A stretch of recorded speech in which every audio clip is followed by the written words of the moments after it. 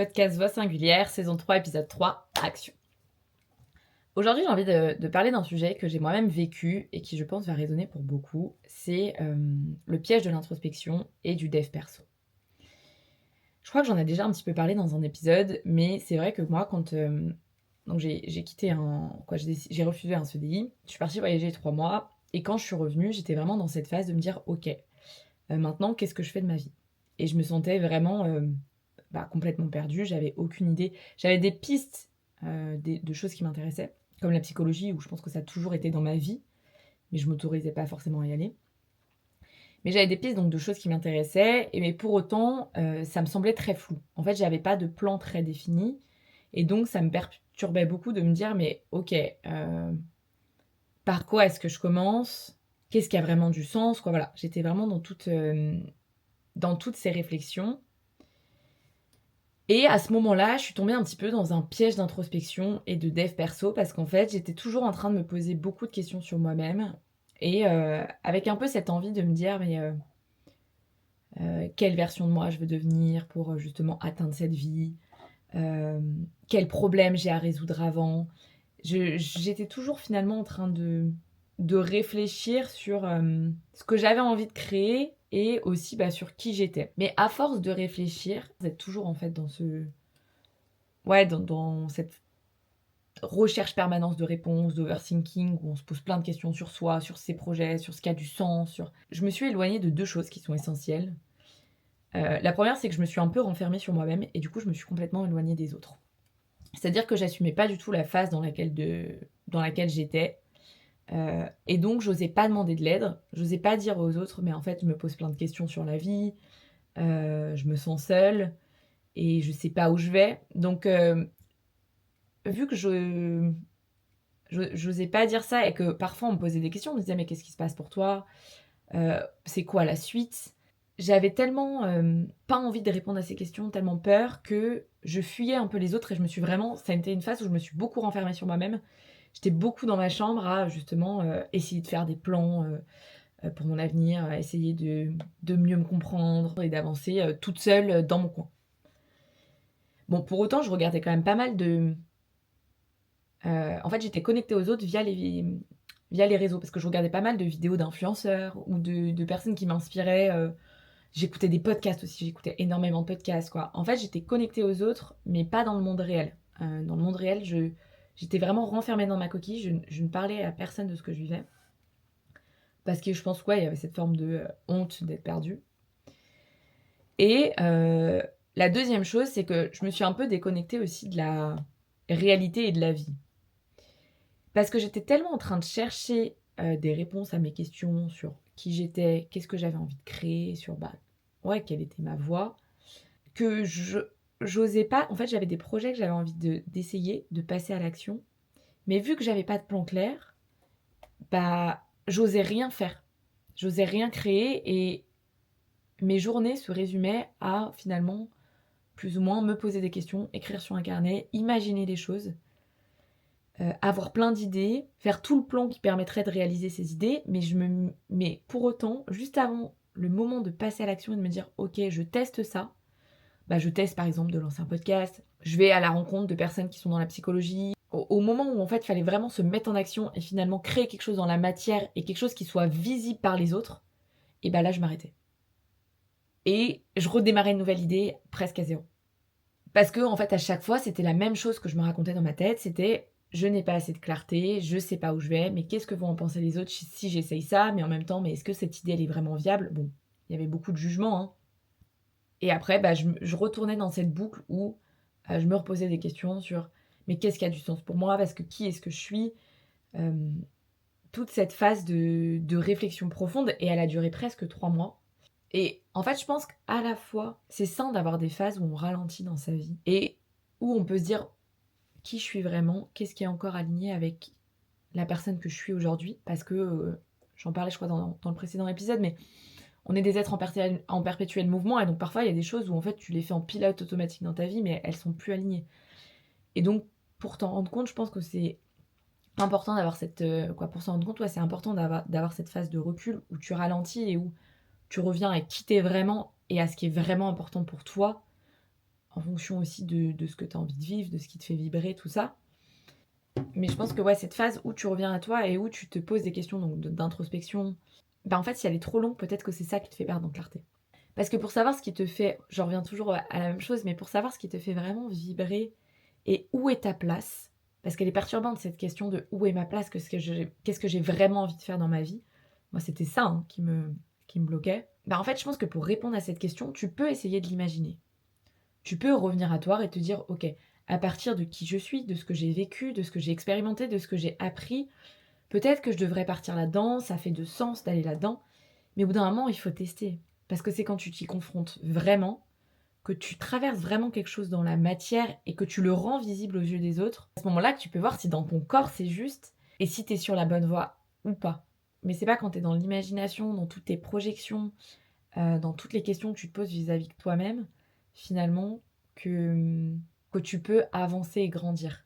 Moi, ça a vraiment été un piège où en fait j'étais dans une forme de paralysie, où je me posais plein de questions, mais pour autant, j'allais nulle part, j'avançais pas vraiment, et presque même une forme de fuite, parce que du coup, je fuyais les autres, et je fuyais l'inconfort finalement d'oser quelque chose de nouveau, et d'oser créer quelque chose dans la matière qui soit visible par les autres. Parce que je pense que moi, dans mon histoire et dans tout ça, le regard des autres prenait beaucoup de place. Alors maintenant, je l'ai beaucoup déconstruit, mais le regard des autres prenait beaucoup de place, et donc je pense que j'avais peur de créer vraiment quelque chose. Et encore parfois maintenant, je pense que j'ai tellement envie de comprendre pourquoi ça bloque, qu'est-ce qui est encore, euh, qu'est-ce que j'ai, qu'est-ce que je devrais finalement améliorer chez moi. Mais c'est pareil, en fait, c'est un piège parce que c'est une boucle qui est sans fin. C'est-à-dire que tu n'auras jamais réglé tous tes problèmes, tu ne seras jamais la meilleure version de toi-même. En fait, tout est déjà là et c'est accepter que la version de toi-même que tu es en ce moment, elle est capable de créer des choses. Tu n'as pas besoin d'être quelqu'un d'autre, tu n'as pas besoin de te poser encore plus de questions, tu n'as pas besoin de résoudre toutes tes blessures pour avancer dans la vie et pour créer ce qui fait du sens pour toi. Parce qu'en fait, si tu attends ce moment-là, ça arrivera jamais. Ça arrivera jamais, mais c'est plutôt en fait se dire euh, tout est possible maintenant, là où j'en suis aujourd'hui dans ma vie. Et comment est-ce que j'accepte, malgré le fait que tout ne soit pas réglé, que je n'ai pas les réponses à toutes mes questions, de quand même me mettre en mouvement, ouais, oser créer, oser partager qui je suis. C'est pas d'abord je fais toute une introspection, je réponds à toutes les questions et après je crée. Pour moi, c'est deux chemins qui évoluent vraiment en parallèle. C'est au fur et à mesure que tu as des prises de conscience sur toi-même, sur ton évolution, sur ce qui fait du sens dans ta vie. Mais en parallèle de ces prises de conscience, bah, tu te mets en mouvement pour les transformer dans ta vie. Et le fait de les transformer dans la vie va t'amener aussi à te poser de nouvelles questions. En fait, c'est deux chemins qui perpétuellement se croisent et sont complémentaires. Et du coup, moi, j'ai vraiment envie de vous donner 2 conseils, voire 3, je crois. J'ai vraiment envie de vous donner 2-3 conseils qui, moi, m'ont aidé et qui m'aident encore aujourd'hui parce que, encore parfois, hein, je retombe dans ce piège de l'introspection, de me poser plein de questions, mais de finalement pas vraiment agir dans la matière. Donc, 2-3 conseils de choses qui m'ont vraiment aidé à sortir de ça. La première, ça a été de me connecter aux autres. Je me suis connectée aux autres à la fois en faisant de la thérapie collective, donc dans des cercles de parole, des constellations, théâtre, thérapie, des choses comme ça, mais aussi en allant dans des événements, dans des ateliers.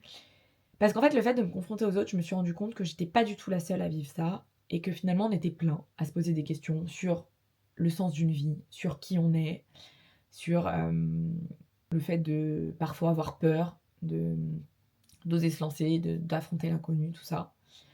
Donc le fait de te confronter aux autres, déjà, tu restes pas enfermé avec toi.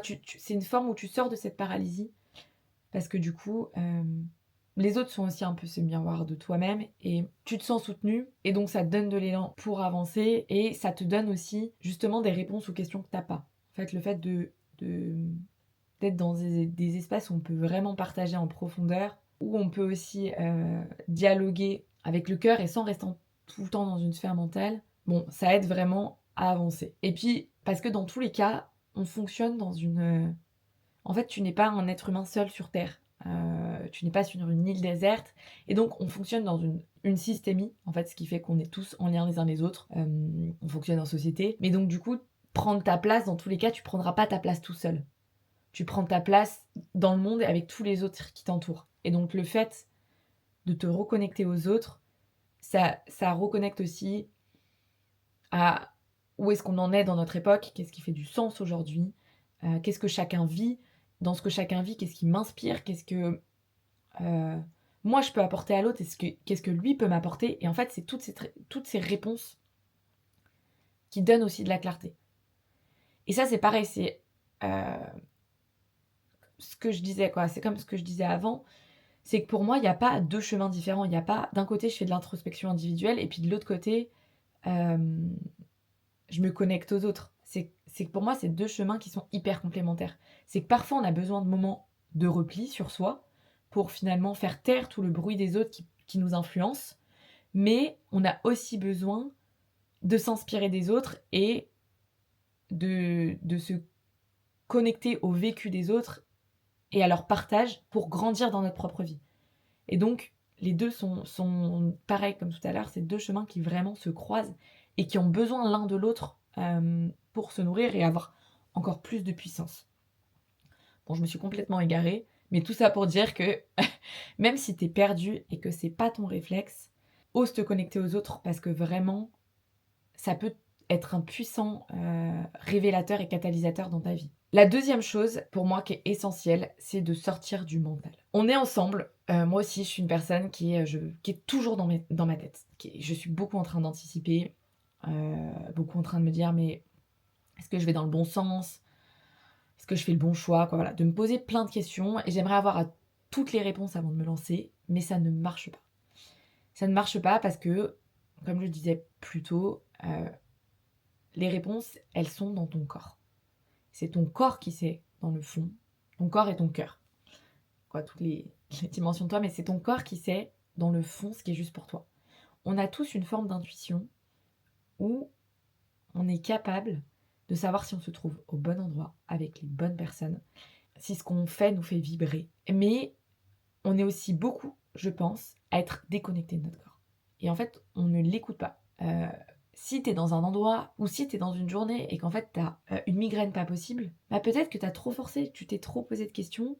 Si t'es dans un endroit que t'as hyper mal au ventre, est-ce que c'est un endroit qui te met en colère, quoi? En fait, si tout en toi est crispé, c'est que t'es pas au bon endroit. Et donc, c'est toujours la même chose, mais moi, ce qui m'a vraiment aidée, c'est de me remettre en mouvement et de remarquer à quel point ça crée quelque chose en moi.